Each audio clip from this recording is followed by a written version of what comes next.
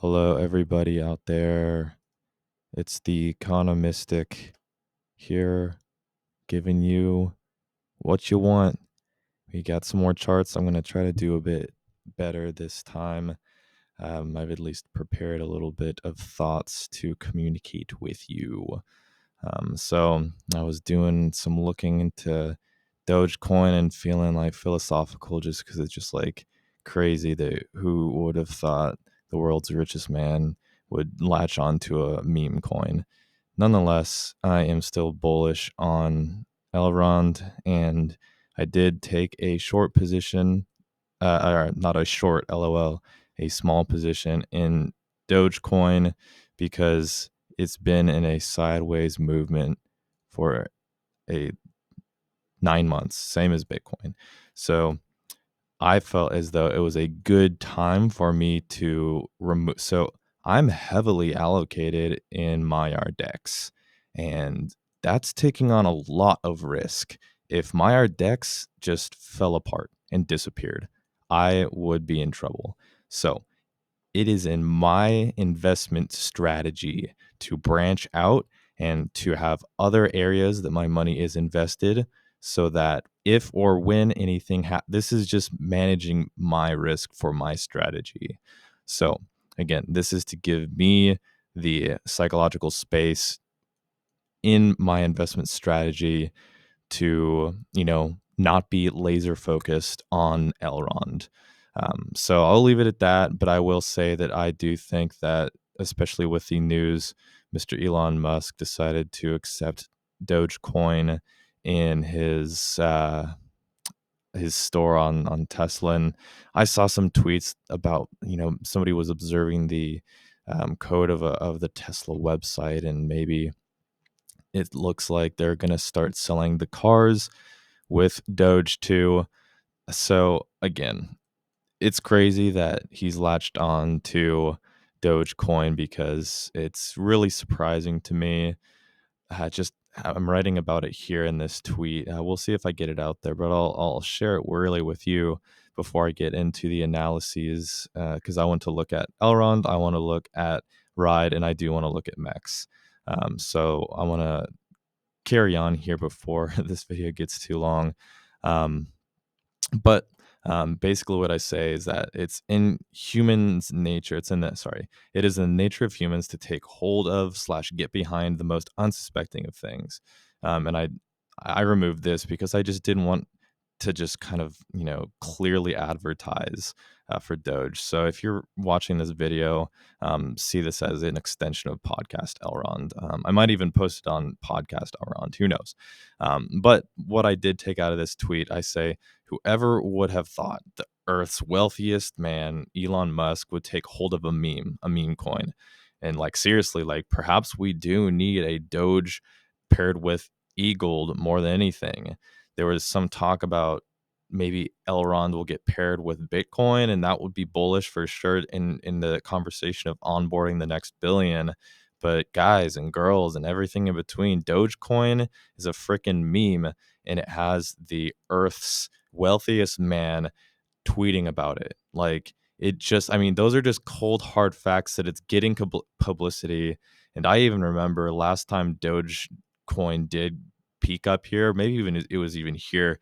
My relatives were literally asking me about Dogecoin and were asking if they should buy some just for fun. But the point is that Dogecoin has the same hyper effect as Bitcoin did back in, I mean, many times. But really, that goes into what I was talking about over here. So it is in the nature of humans to take hold of and get behind the most unsuspecting of things. I believe that the naysayers are only there to spook us. Will all Elrond will Elrond make it as a multi-trillion-dollar asset? I think yes. So I'm still bullish on Elrond. Don't get scared. But so what we're going to kind of get into today, and I want to explain this concept here. All living organisms have a nature, or the way that they act, we call our own human nature. like the general behaviors and tendencies that humans tend to react within. And I go on to say that basically I'm calling the internet as an organism too, or kind of labeling it as such. And I say, as long as the internet is alive, as will everything that is founded upon it. Of course, includes cryptocurrencies. So all cryptocurrencies, therefore, are alive and have developed behaviors and tendencies.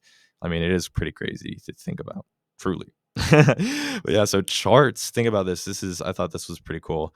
So charts are only visual representations of underlying data, of underlying numbers.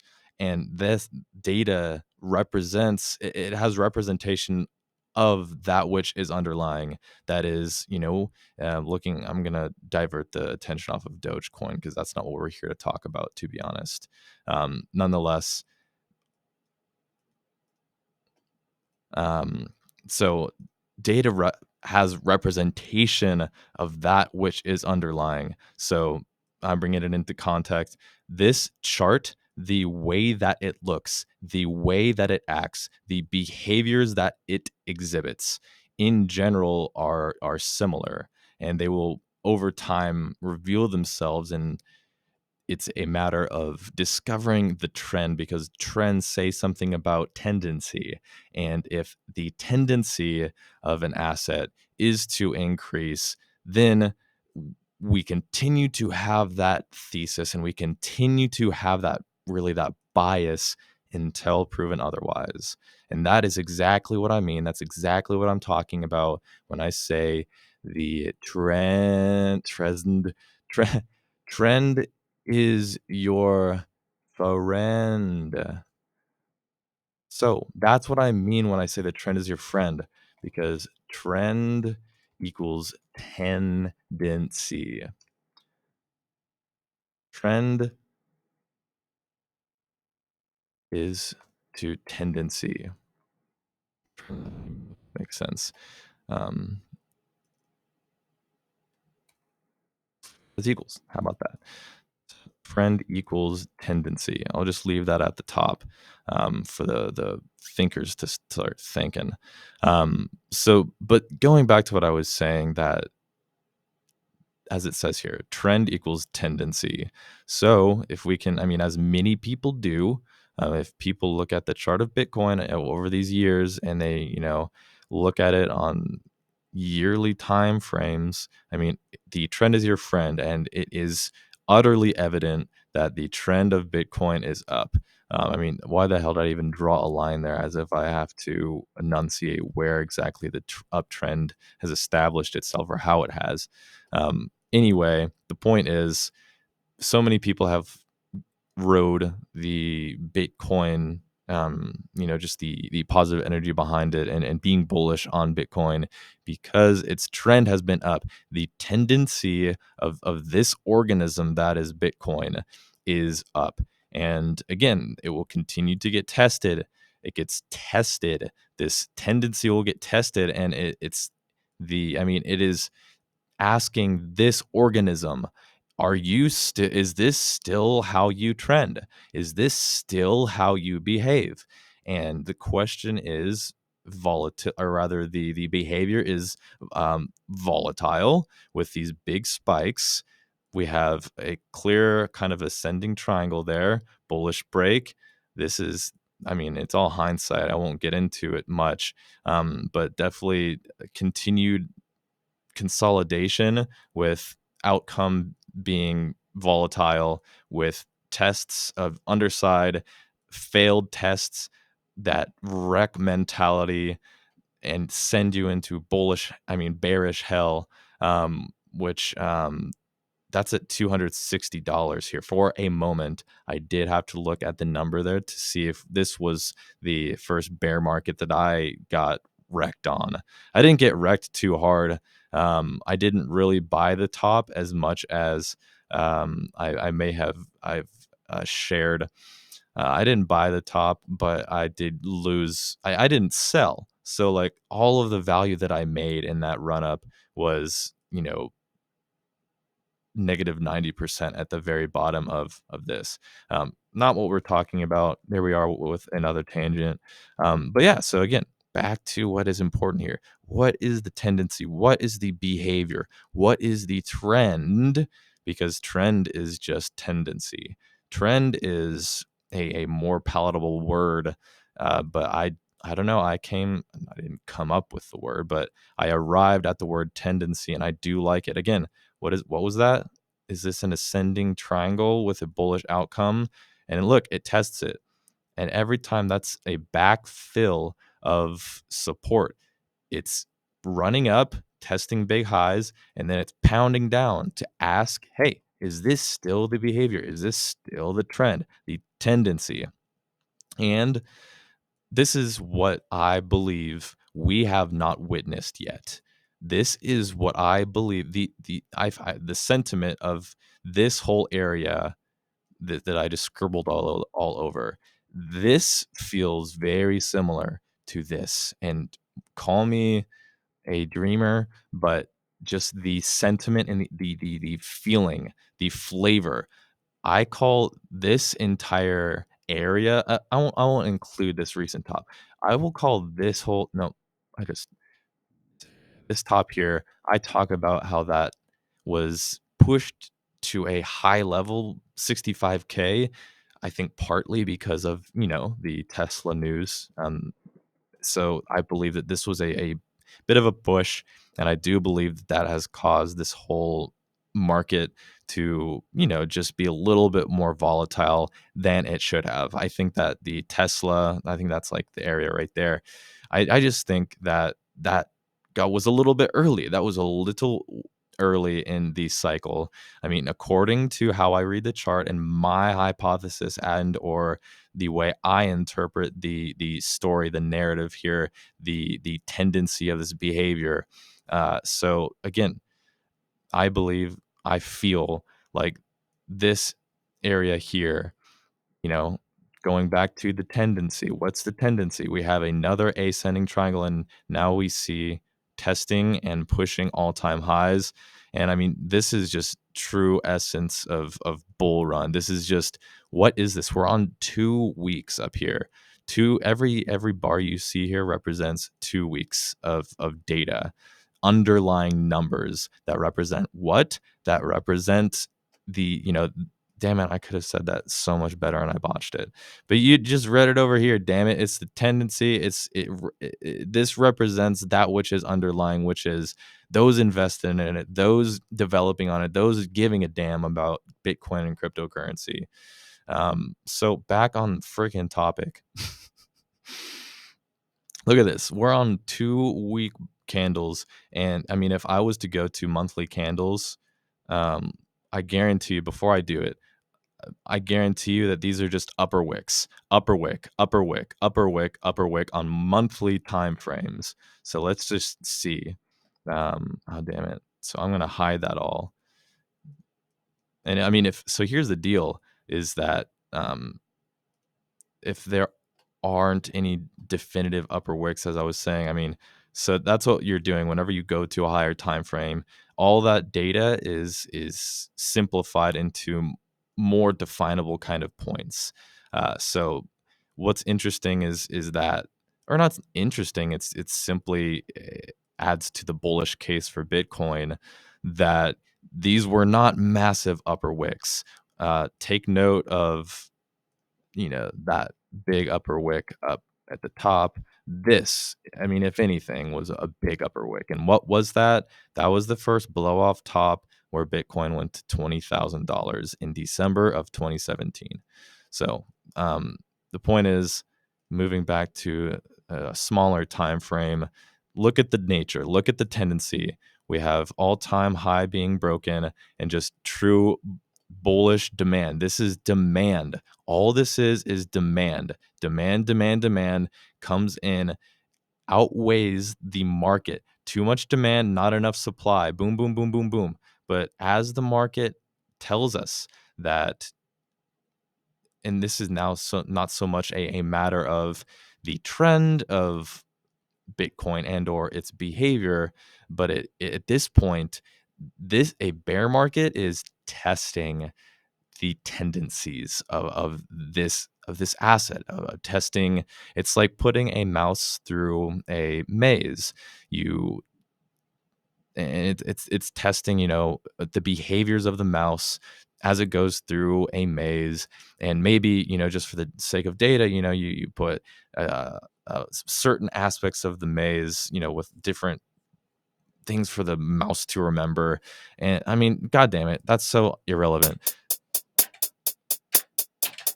Oh my gosh, sorry, I meant, oh my gosh, I didn't realize I was like plugged into my looper.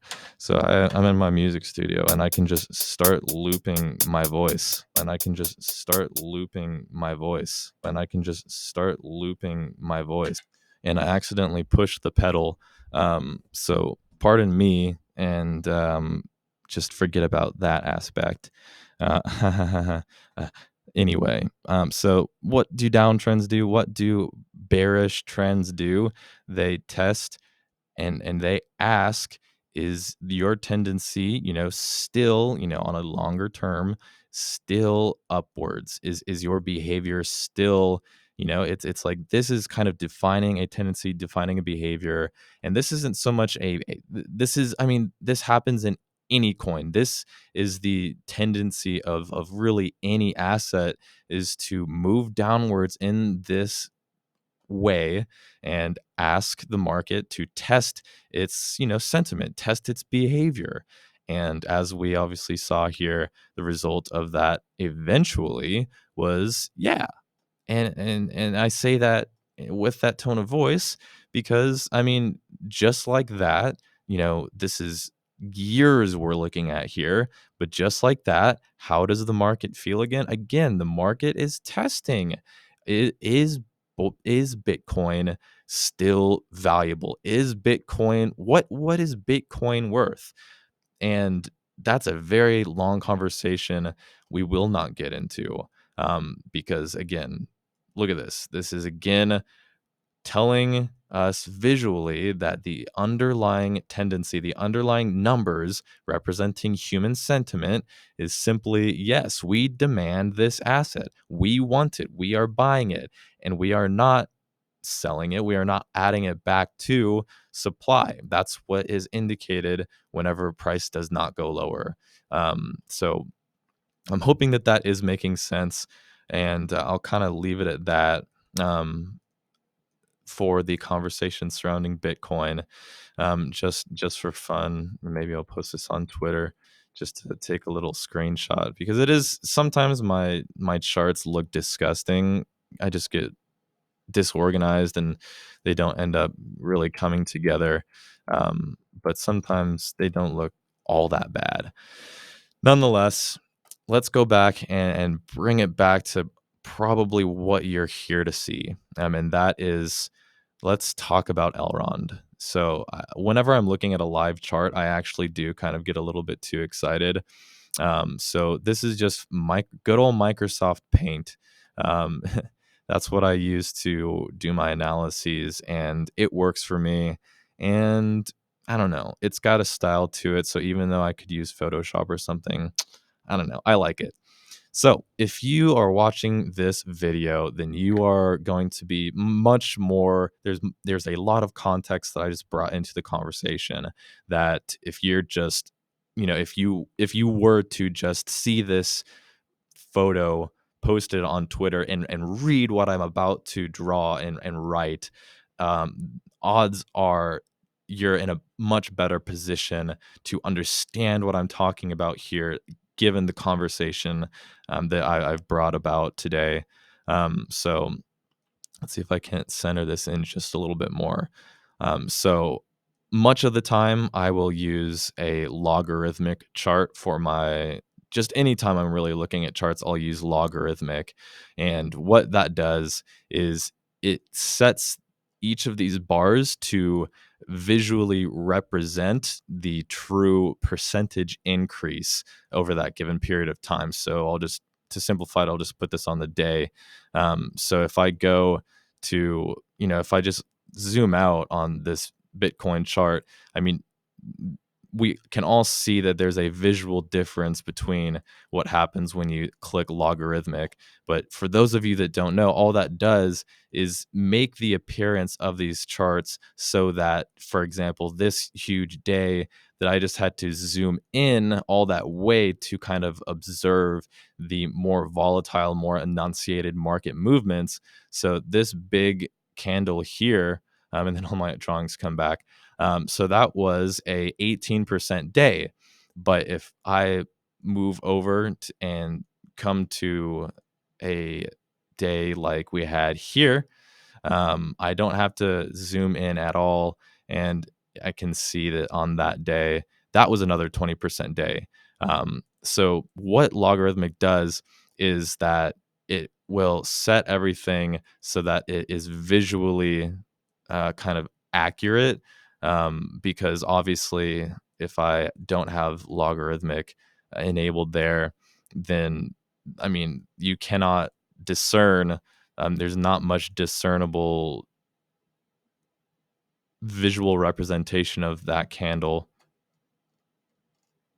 versus that. I mean, you would look at that and the appearance is that this one was not 20%. I don't know. I'm getting on about random stuff that doesn't matter. So logarithmic basically just sets the scale to accurately represent the percentage increase rather than the price. I don't know what I'm trying to say.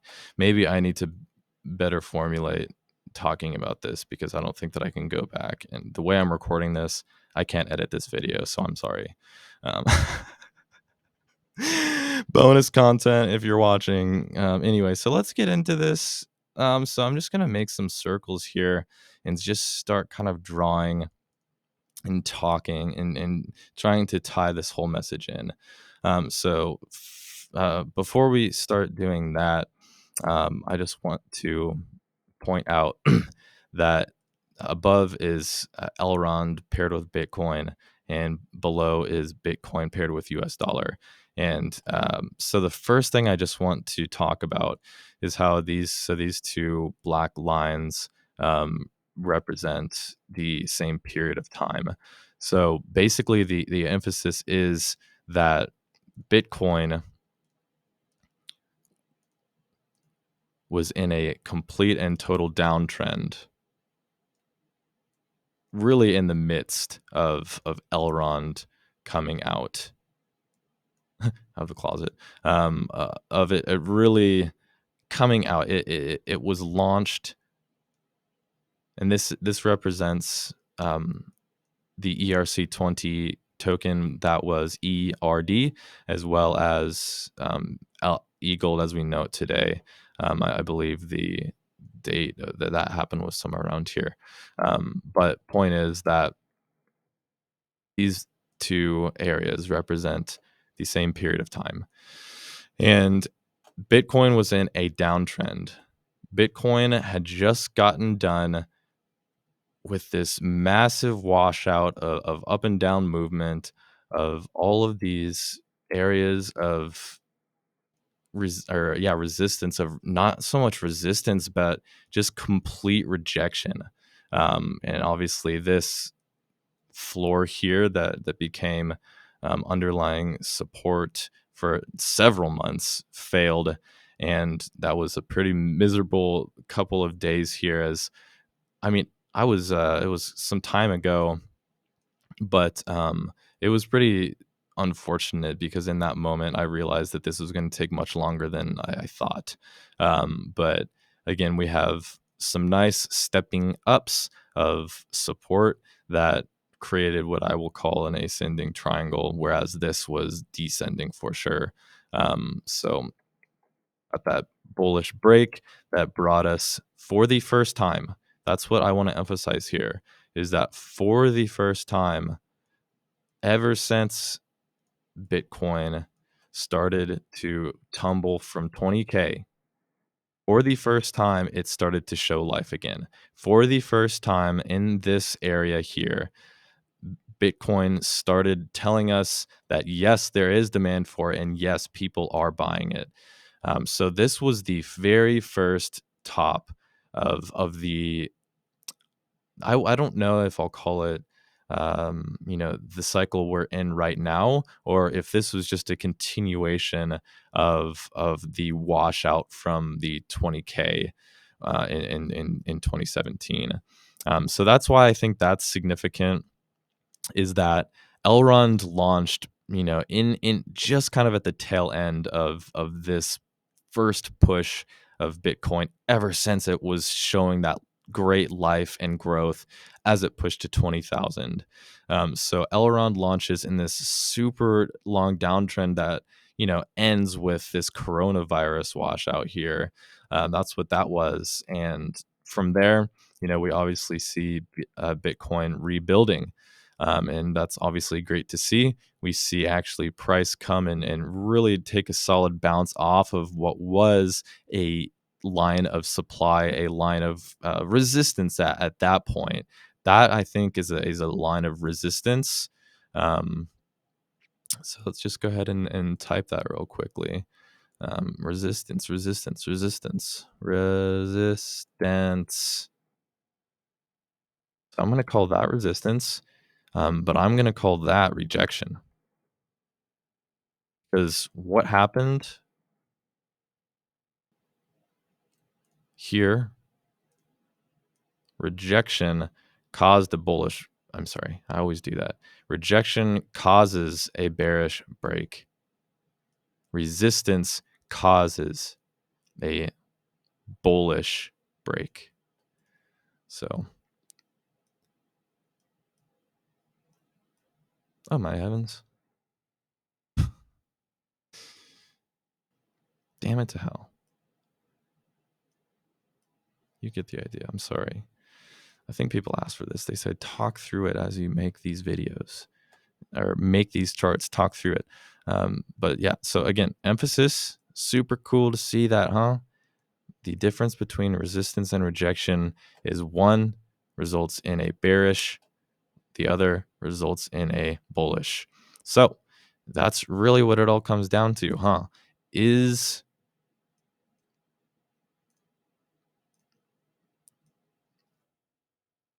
Are these demand pushes or is this rejection? When you get rejected by somebody you like, it's rejection. It's complete and total rejection. It's not a matter of, oh, maybe someday it'll rekindle and come back to life. No, rejection is I mean, okay, that was a very poor example because obviously rejection eventually she came back. So okay.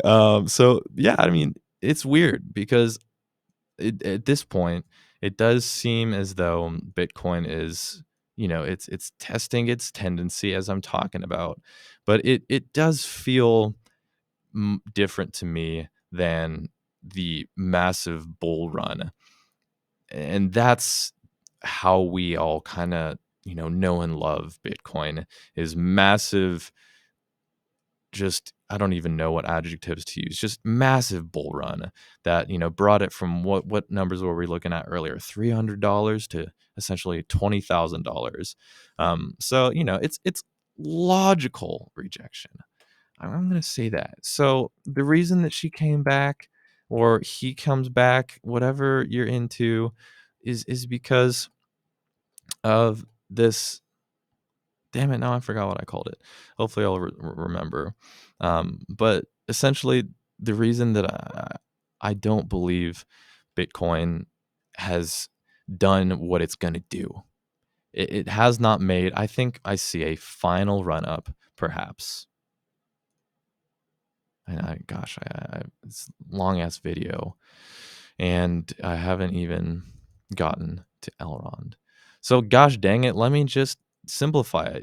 If you're watching this video, you know the tendency of Bitcoin so far. And I believe that this is yet another ascending triangle. I think that we will squiggle. I think we will wiggle. I think that we might get some jumps. We might get a big washout. But in general, I think that as we break all-time highs, I don't think that that's actually how it's gonna work, but as we break all-time highs, as we have done many times in the past, I don't really know where that is. I'm just gonna leave that out. I just think that until proven otherwise, the trend is your friend, and I see us breaking out of this ascending triangle, and that I'll leave that line super broad because it is super broad. We have no idea where the market's gonna go. All we know is how Bitcoin has trended, its behavioral tendencies in the past, and that is why I am also bullish on Elrond because coming it coming back to focus, quite literally, trying to anyway. Again, remember we just learned about this? This was when Bitcoin was in its super downtrend, and this was the first time. I won't type that because that's relevant to the Bitcoin chart. So this resistance area here is that resistance area here. This huge sideways action. Um, so this is bonus content for you because I'll just leave that there. And if you know, you know. But what I want to emphasize on this chart is so I got lost earlier on the logarithmic conversation, but I'll add to the infographic what logarithmic does. It'll and see this is the BTS bits that you have to put up with, but it'll be cleaning together on the infograph or the photograph, whatever the hell you want to call it. So what color should we choose for these spikes?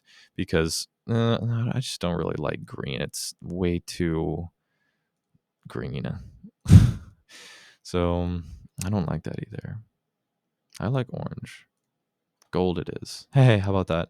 So I'm going to just start drawing and talking to you. Look at this. What is this? This is demand.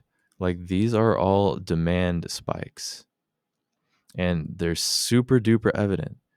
So what I want to get into and the emphasis of this video really is how I tweeted about. So let's bring it back that all living organisms have a nature. The internet is an organism is what I'm claiming, is what I'm kind of using as an argument per se.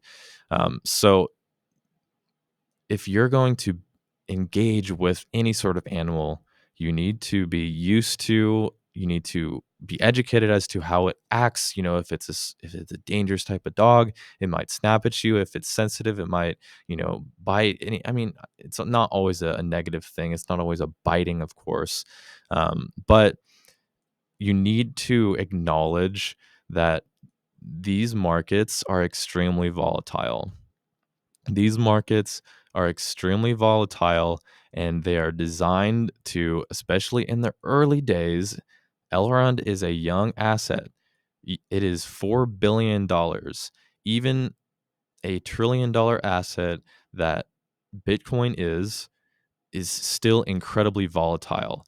And here's the deal is I believe that Elrond will continue this trend that it has established. I mean, look at this. This is what you would call in technical analysis a broadening channel. I mean, it's broadening, especially if you look at it on the logarithmic. But I mean, I'm trying to be generous here, and that's a big lesson that you should take away from this video is that when I draw trends, I want them to be broad. The larger the trend is, the larger my brush. There's a sexual innuendo in there somewhere. But the point is that don't lose the forest from the trees. And to me, I have full belief and conviction that this is a broadening channel. And looking at this on large time frames, I mean, what are we talking about here? how could this go down? I mean, this entire trend, taking it off of, logarithmic, this entire trend, I mean, this is why I don't like to talk bearish. This is why I don't like doing bearish charts, because just being honest, how has Elrond acted in the past? It has beat the market down, gone through long periods of consolidation, pushing, big pushes that blow your socks off, but then followed by weeks and or months of downward action where you keep on getting excited, where the market looks to flip around and then boom, like this. Are you kidding me? Look at that candle. Imagine buying the top of that candle. Like, I mean, there were people calling Elrond so many different names, and this candle was caused by the mainnet launch. It was just mad demand after Elrond turned from ERD into E gold, and that was super cool. But everybody who bought, everybody who accumulated, same as they did with the DEX, everybody who accumulated down here because they're bullish eagled in anticipation of the mainnet launch, continue. This was a huge fake out of bullish resumption of what, back then people thought was a much steeper tendency for Elrond to travel. But so I bought earlier on. That's what really drew me into Elrond. Was I found it early on, and it was cool because at that point there was nothing valuable in this area in 2019. Nothing was valuable. This was approaching and in the midst of coronavirus. Like, not listen to me, nothing was valuable back here. So don't feel like you missed out if you didn't buy Elrond at $1 whenever it was ERD, because that did exist. That time did exist. But I did not accumulate everything here, nor did many people. I feel like, if you knew area here for sure. But the majority of people, including the time that we are in right now, is acknowledgement and accumulation for acknowledged value. It is a period of time where people acknowledge value, accumulate, collect these assets, and naturally that leads to price discovery. And then what does that do? Draws more people in. Back in this area, what was it doing? It was a magnet drawing more capital in, but it freaking sucked. It was a constant drawdown. Every little reversal turned around and went even lower. I don't know why I'm talking about this at such great distances, because literally, like, this sucked. This drawdown sucked. And I, like, thankfully, like, here's to you. If you're listening to this video and you've gotten to Elrond relatively recently, cheers to you, because this was a beatdown. And those who bought in this area got rewarded because they held through such a tough period of time. Like, literally, like, it was painful. Like, but what did I do? I've never talked about this, though I've meant to talk about it so many different times. But every time the market went lower, I bought a little bit more. At this point, I had my portfolio. At this point, I would definitely say that I had the majority, like probably 40 different cryptocurrencies.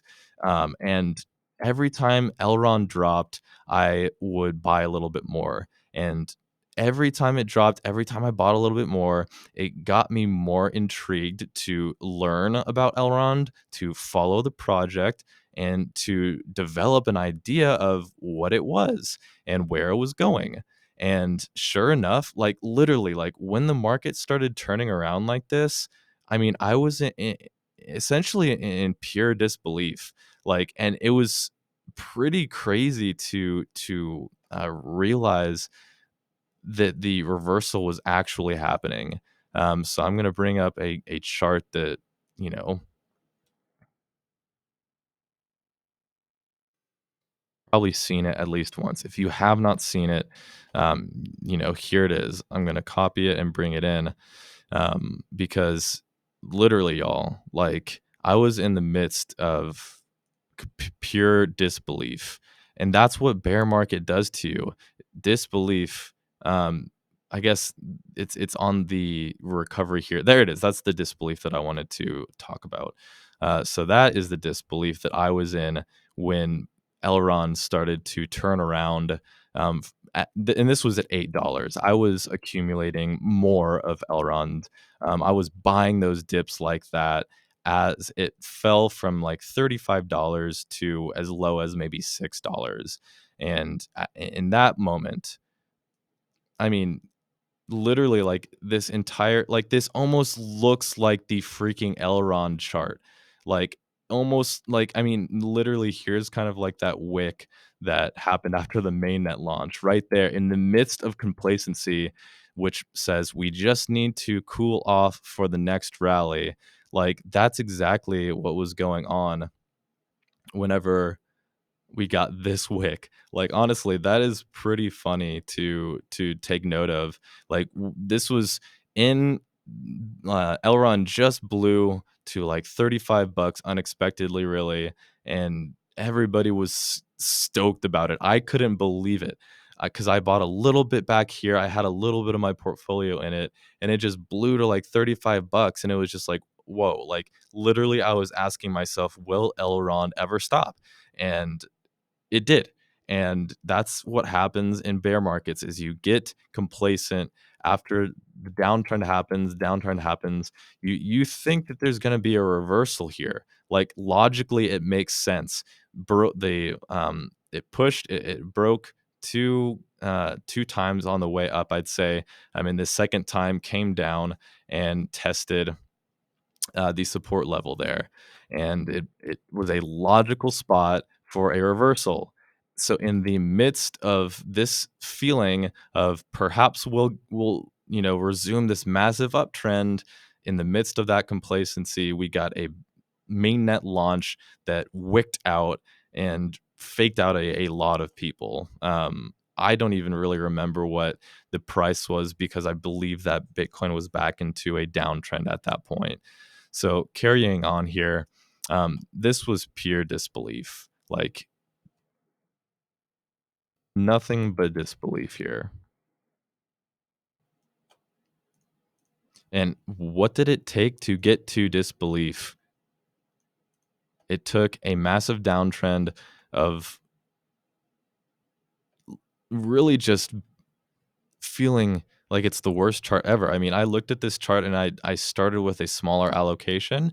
So I was not heavily invested whenever the price started to go down. So it's not like my portfolio was really getting damaged too heavily, because it was in different assets that, they were losing value with the entire market as well. But I was moving them into a different asset every time it fell. So that's the point that I want to make, is that every time we got a lower low, this was so grueling. This is exactly what I'm talking about when I say grueling. This beat me to death, but this gave me an opportunity to buy.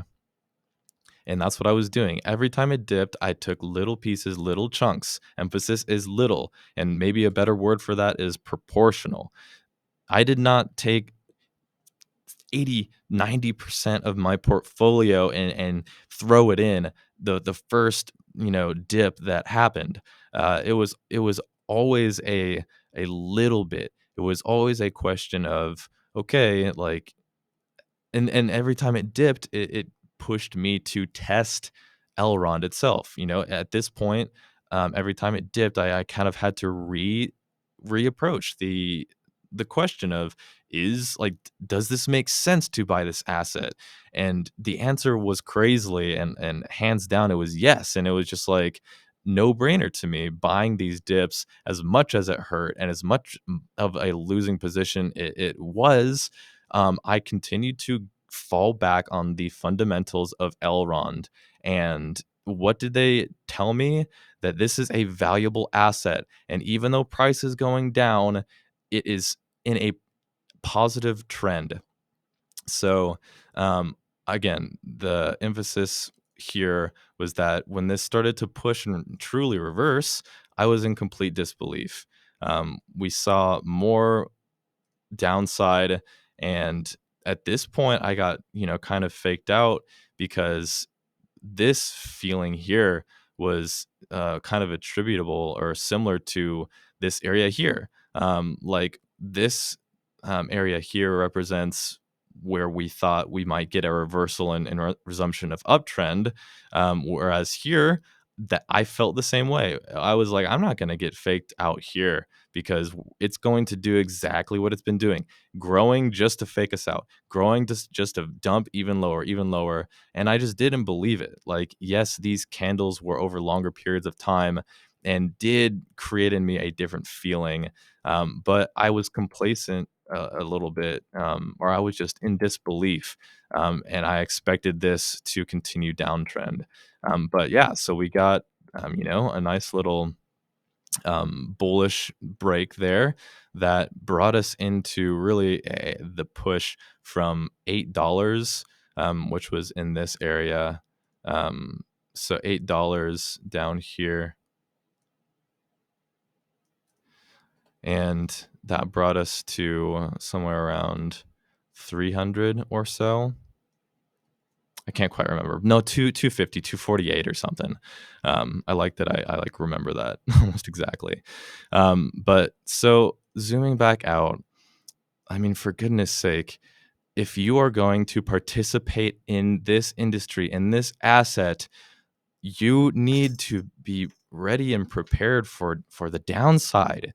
And this is why I don't want to talk about downside, because I've been through downside.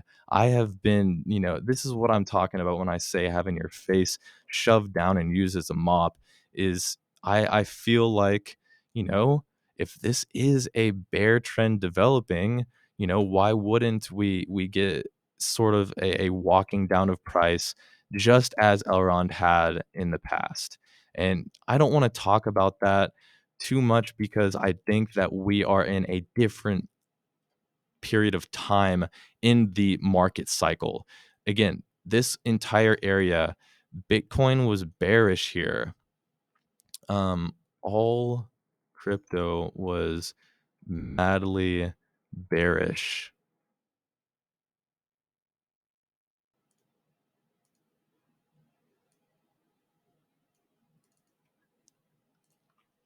And I'll even take a moment here to say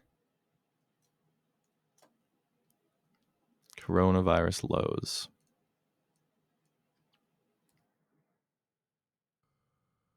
Us. Hopefully I didn't misspell that.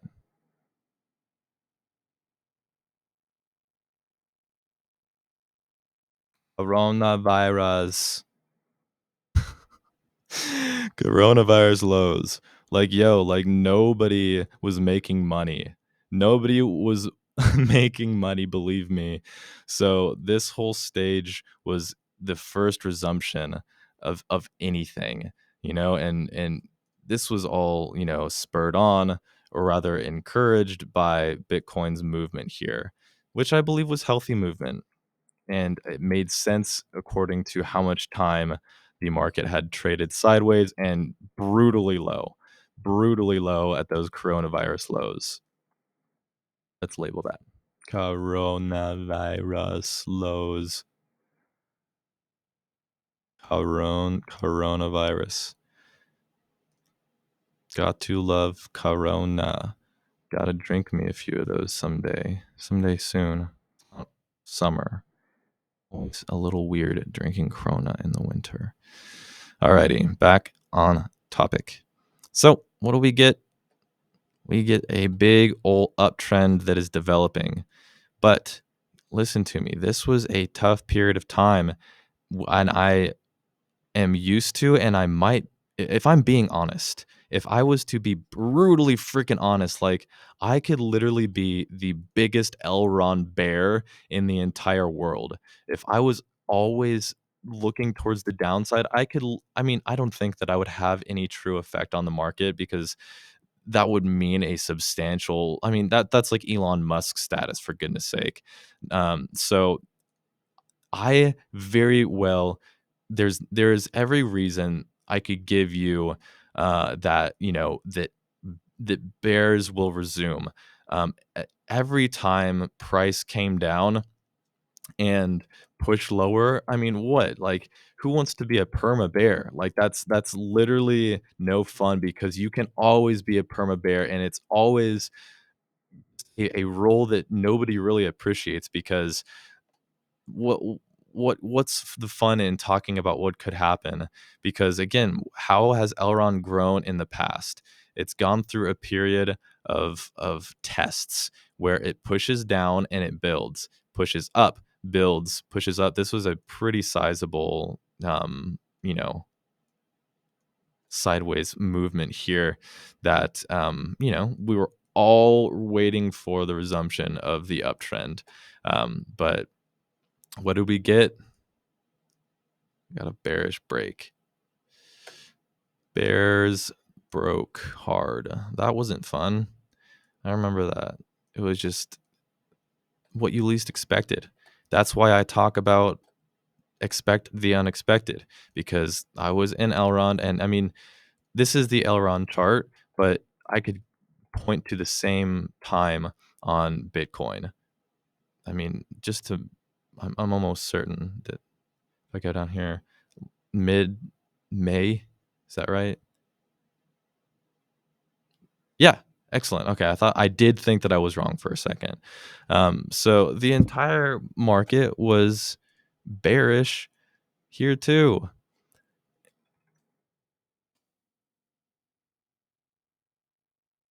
So here's the deal. Bitcoin is unfortunately, Big Papa, as you call him.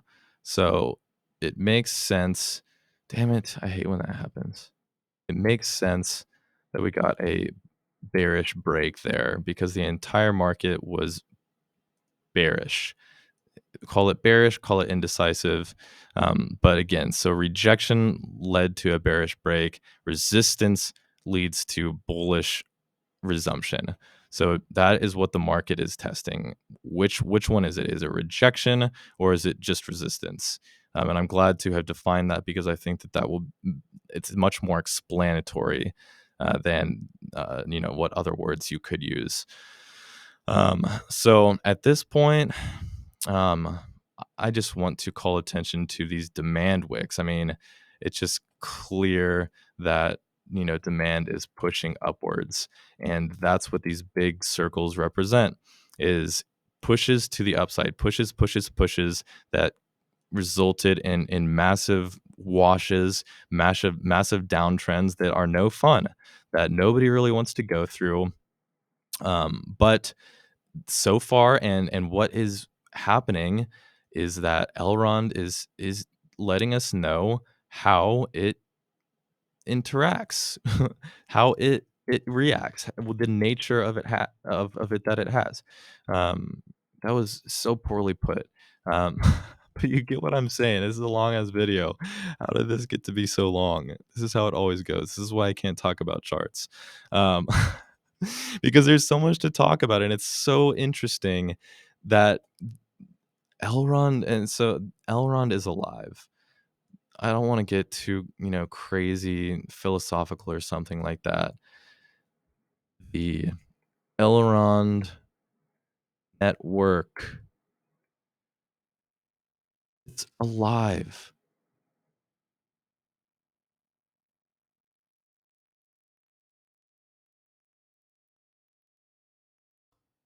The Elrond network.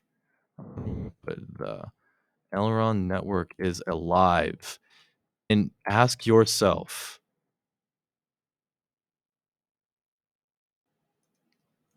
do you pick up bold? Do you like this? Is is there any reason for Eagle to die?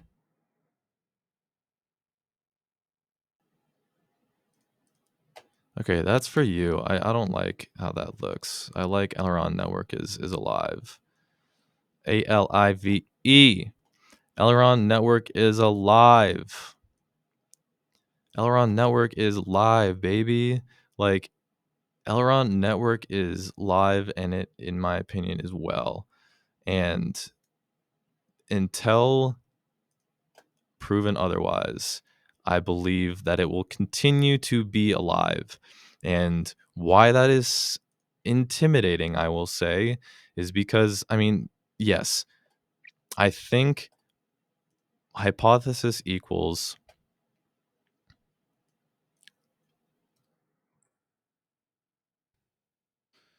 we are in we are on the cusp of massive breakout to the upside. We are on the cusp. My hypothesis is that we are on the cusp of a massive breakout to the upside. When there is a I'll say any when there is any breakout, that gives the market or the organism time or an opportunity to redefine its tendency, because I like that hypothesis, cusp of a massive breakout to the upside. And when there is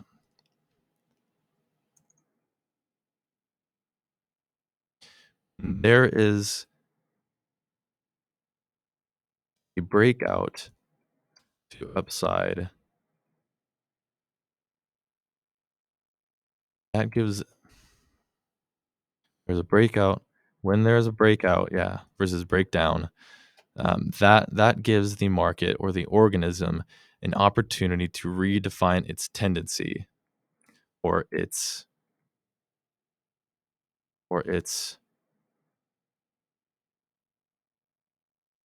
behavior.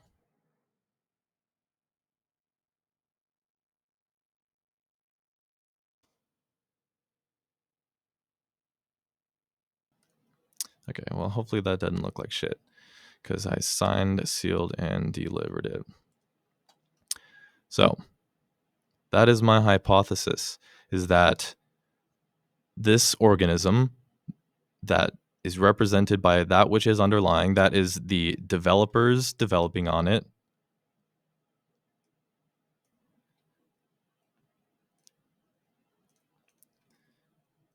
What is underneath? What is that which lies below? Devs building, people buying.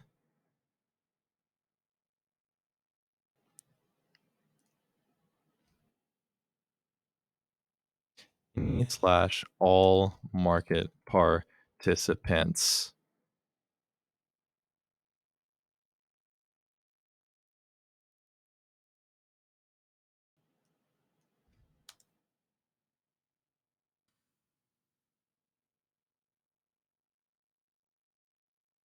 Who is underlying? Woo!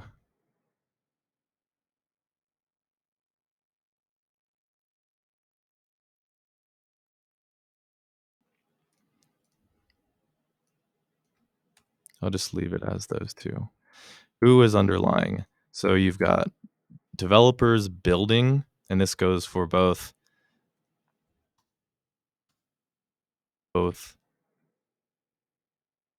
building slash improving Elrond network itself.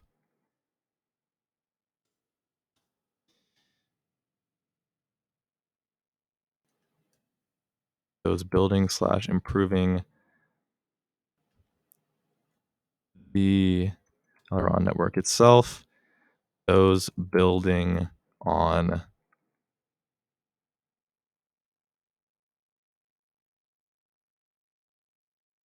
Elrond network. Those building Yeah, okay, I'll leave it, make it simple. So devs, devs. Who is underlying devs? Because this represents something, not only price action, but what do we talk about? Price equals sentiment. And this is not numbers on a screen. This is how people feel about an asset, but also to the true value that it is bringing. So, who is underlying the devs? The devs building the Elrond network itself and build those who are building on Elrond network. Any and all market participants. I might even put a freaking exclamation mark. Um, this goes for buyers, sell. Nah, I won't complicate it. But yeah, any and all market participants. That goes with buyers. That goes with sellers. That goes for including on the NFT space. This all represents underlying usage.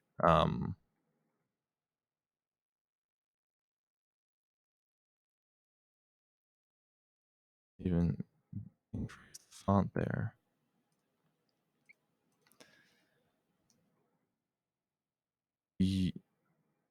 Usage.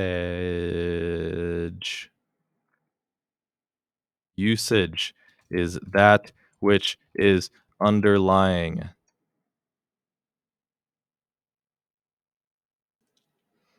How about I just leave that there too, huh? Because who is underlying? Now we know.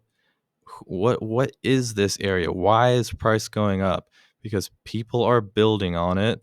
People are using it. Simple as that. People are building. People are using. Builders and users.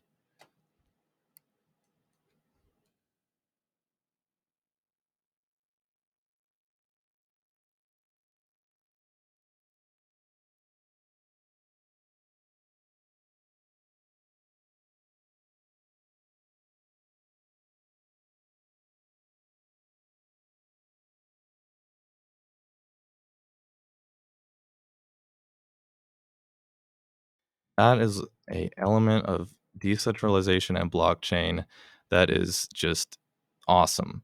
It's super cool. Like if you think about it, and that's what I like about decentralization and blockchain. Builders and users actively bring life to the network. Without it, it would be dead. Without it, it would fall to shit.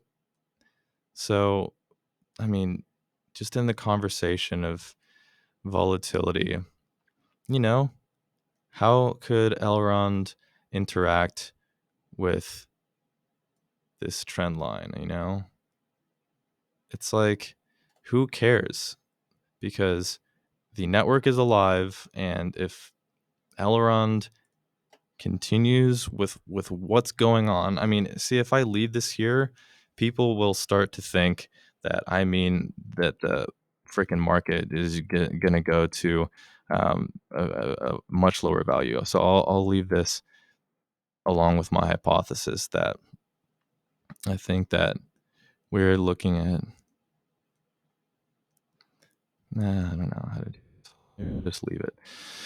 But while I have you on video here, I need to end this because it's so flipping long. Like this might be longer than a freaking podcast or on episode. I mean, this is solo sessions, right? We'll just call it that, and that'll be great. Um, but yeah, so I mean, like whether price, dips down and like this would be game over. Like that would literally be like, all right, something really bad happened with Elrond here. This ain't right, because obviously this is a super conservative downward support level. And again, the hypothesis is this that we are on the cusp of a massive breakout to the upside. When there is a breakout, that gives the market or the organism an opportunity to redefine its tendency or its behavior. So I don't have the logarithmic chart copied. So let's go ahead and you can see me do that action because now I do want to talk about what I think is evident, but it's difficult to make out in the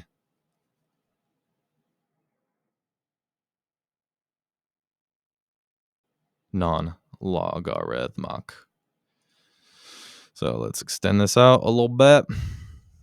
Gee whizzers, this is a long video.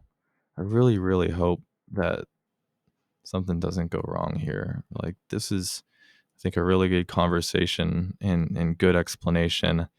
And if it turns out the video didn't record or something like that, like, this is just a lot of energy and fingers crossed. So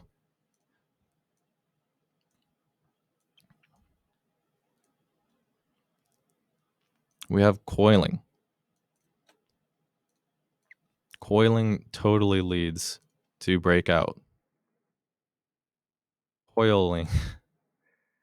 My goodness. Coiling.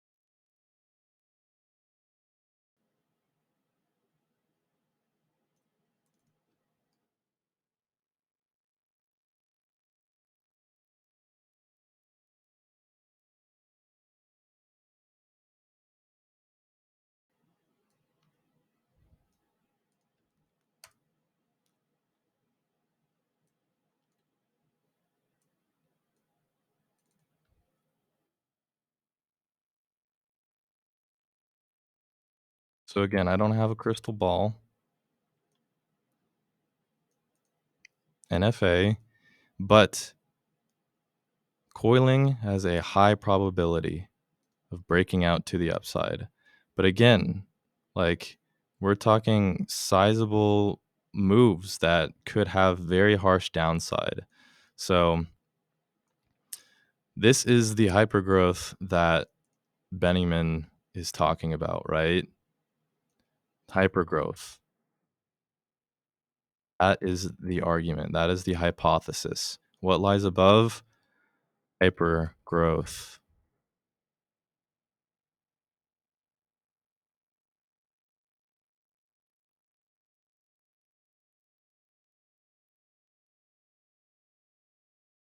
Herb boarding the next. I don't know why I capitalized people, because one, power to the people. That's why.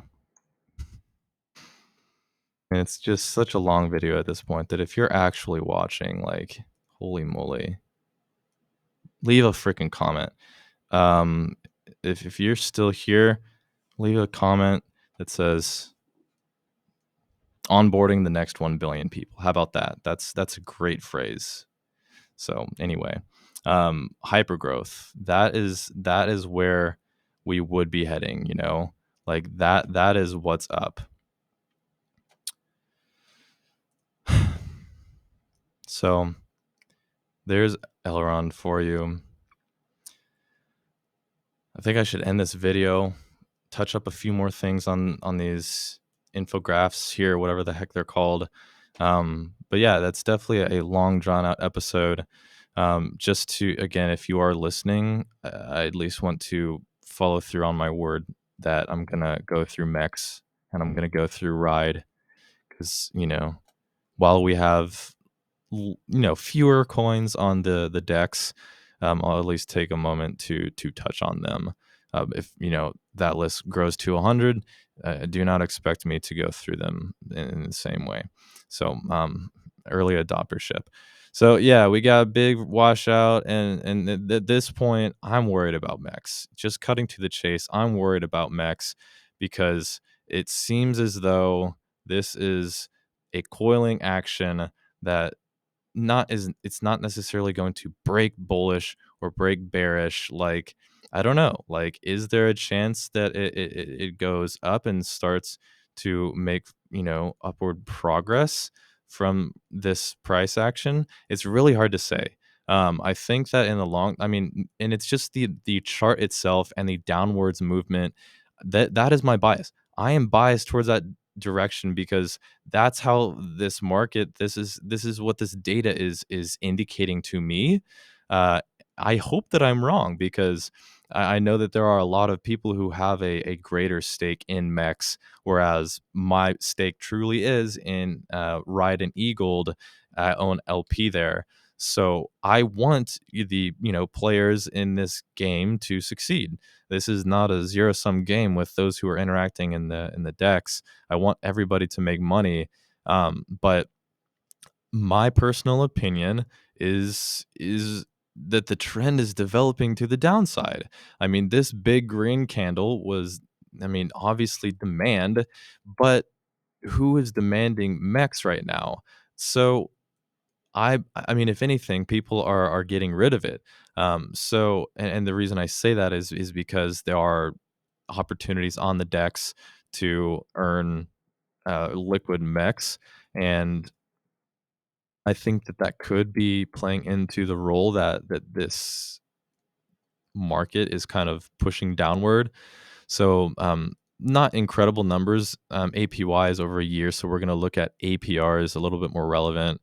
So, if you stake MEX, you're looking at 13% MEX that could be so, I don't know all of the figures on this, but the Eagled MEX pool is at 18%, as is Eagle USDC. So this pool is actually still relatively enticing. This is Eagle Ride, and it's at 50%. So honestly, that's a pretty good APR, wouldn't you say? I've got some, whenever I share on Twitter that I for a little bit I was in this pool. Now I'm back to earning lock mex. But I was in this pool for a good amount of time, especially whenever the APR was, gosh darn, 100%, because it was for a little bit of time. Do believe that it was definitely at like 80% for a majority of its existence. And then it looks like some players came in and started really diluting the rewards per block allocated to that farm. So it dropped from like solid 85% APR down to 50. So that was a little bit sad. But that's what's going to happen. We touch on it at the very end of podcast Elrond episode 5, that we're coming to the end of week 8, where the rewards per block will maintain consistency for the next 9 through 52 weeks. So until the that period of time, we're going to continue to have the same rate. But as more money comes in, let's say this 800 million turns into 1 billion, that's going to have an effect on the 13% APR and 166 for lock mechs here, because it's the same number of mechs being allocated to a greater number of market participants, or a larger number of capital. So that's going to continue to kind of dilute these rewards. So definitely, you are helping to compete with that dilution in a way, by compounding as often as you can. Is pretty much the name of the game. Since Elrond has such low fees, you can compound as often as once every 30 minutes, and that means however many times a day. Which, if the fees to um, reinvest your rewards to compound were significant, the mathematical formula as to what the ideal compounding rate should be would be lower. But Elrond's fees are essentially negligible. So compound as often as you want, but it takes a second to log in and hit the buttons. So it's like, do you really want to be doing it every 30 minutes? So anyway, it is. something to note that, Elrond Ride is putting out 50% APR in mechs, and Eagled Mechs is putting out 18% APRs in mechs over here too, and 13% up there. So there are a lot of areas for people to earn mechs. And if they are in fact kind of mercenary capital, they're just going to dip out after they've had their fill, like they're going to continue to kind of dump on the market. So I'm not saying that everybody is dumping on the market. Obviously, I have no idea. But the argument that I'm making against mechs is rather the explanation for it. I'm not just bearish on mechs because I don't own any, because I mean I do in the form of lock mechs, but I don't feel great about this because I think that there are still a lot of opportunities for mechs to be added to supply, and I mean I so far the trend seems to be that of wanting to push lower, and I think that it's going to take some time for mechs to create its base. So that's how I feel about mechs. I'm going to leave it at that because, the market will let us know what it's going to do. And, as I say, it's a animal of its own. It's got, its own attributes, its own behaviors. And with an asset as young as mechs, especially, it's got to, it needs time to develop its behavior, and developing behavior in this context means Mex needs to give us some demand. Like, there needs to be a reason. Mex needs to give us a reason to hold it like a sweet little baby. I don't know if I like that text, so I'm not going to worry about it right now, but you get some BTS content for listening so long. So that's how I feel about mechs.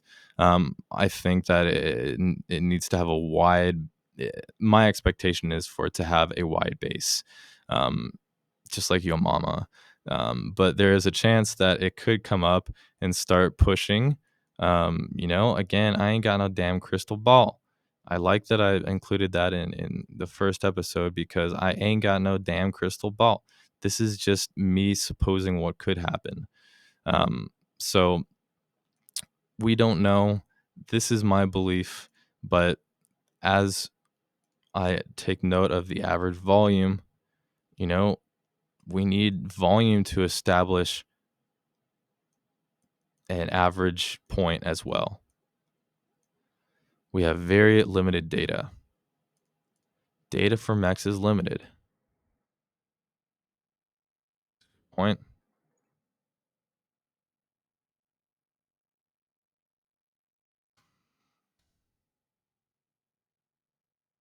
Very young asset with yet to be determined utility.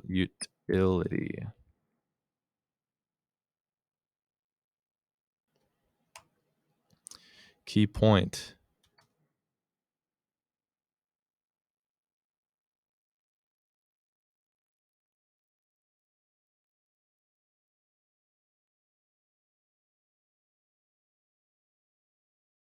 Okay, Mex will have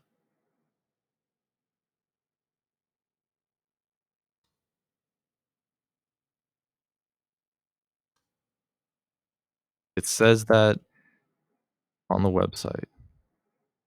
Ah, frick, I messed up.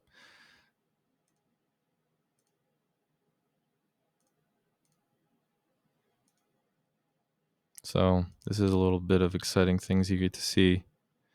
Some things I want to talk about in later episodes, hopefully shorter episodes.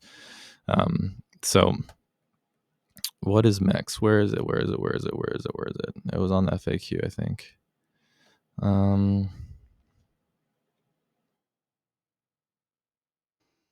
Heck.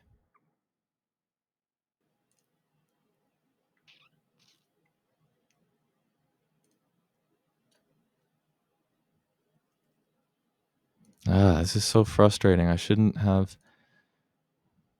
Okay, there it is. What is locked mex? Um, there, right there.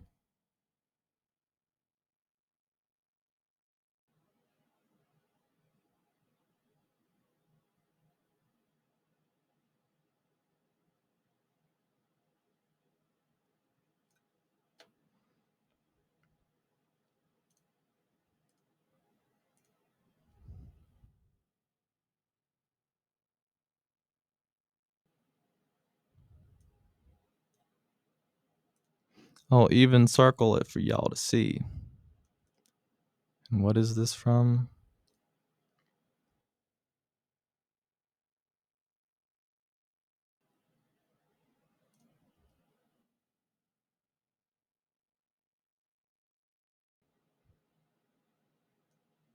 There we go. Good enough.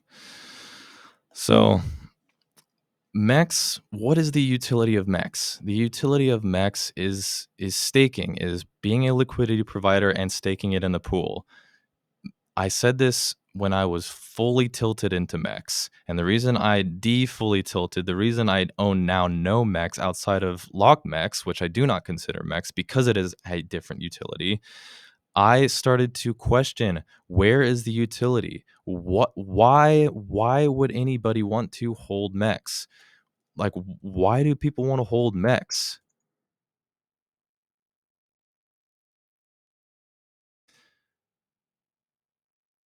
Why should they? I mean, this is going to get a probably a lot of flack, but that's what I want to bring light to is questions that I want freaking answers to because it's just like, yo, like, let me know. I want to know. And I think you should think about it too. Why do people want to hold mechs? Why should they? What reasons do they have to own it? Exit. Okay, this is actually insightful. M- X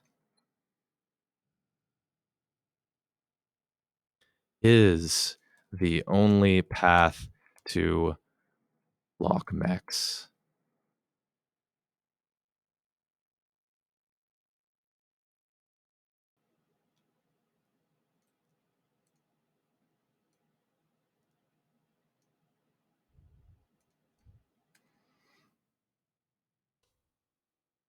So why do want people hold mechs? Why should they? Um, stake, stake, and earn more mechs. Become, or no, earn LP token to earn LP rewards.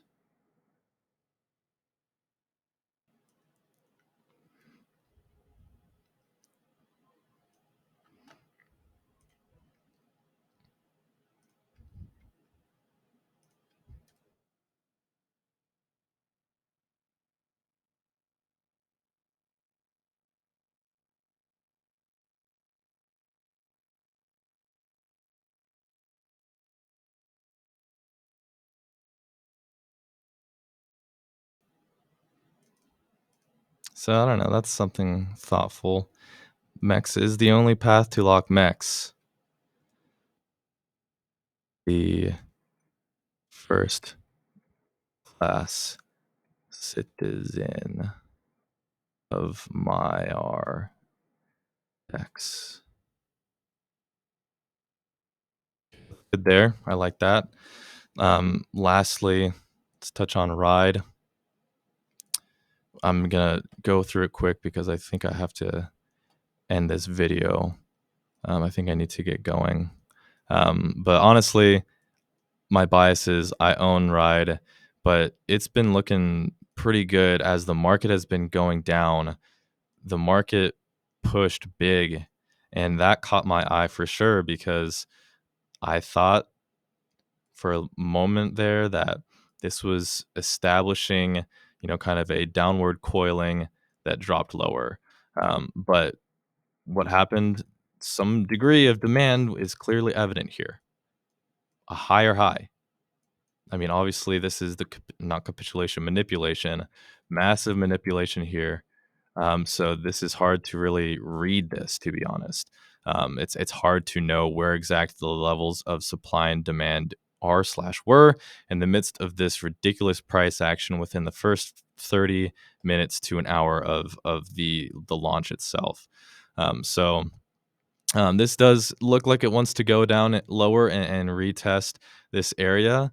But until we see that, that's why I have little to say because I am bullish on it. I don't want to emphasize it too much, though it is, the final point of the video. So it looks like it wants to retest. But nonetheless, uh, Riot is definitely alive as well. So let's say that and leave it at that.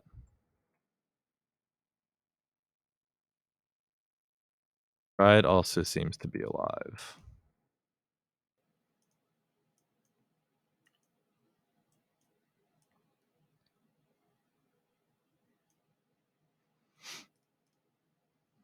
So we'll screenshot this, slap it on paint, and I'm gonna call it a night because I am extremely tired. Extremely tired.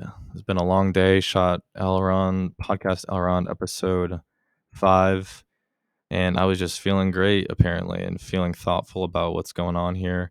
So thank you for watching, everybody. There are some of my NFTs.